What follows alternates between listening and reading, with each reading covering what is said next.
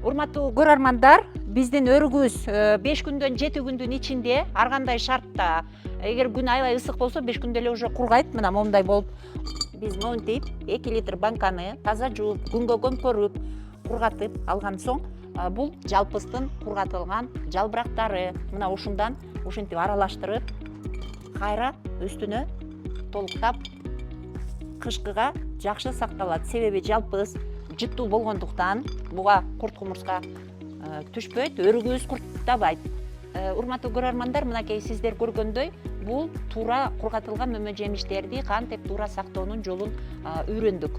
Муну бурама крышка менен же болбосо пластиковый крышка менен жаап туруп, караңгы жерде сактай беребиз.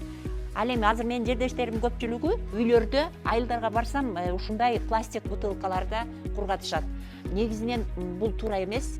Сырты жеңил, сынбайт деп буга сактаганы менен бул пластик бутылкалар жаман нерселерден жасалат.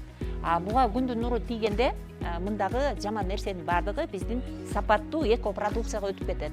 Ошентип жыйынтыгында биз таза мөмө жебей эле кайра сыртындагы пластиктин зыяндуу нерсеси өтүп кеткен таза эмес азык жеп калат экенбиз да. Демек биз эми мындан кийин момундай кургатып сактап жешибиз керек. Туура тамактануунун бирден бир белгиликтүү алдыңкы ыкмалары ушундай болуш керек.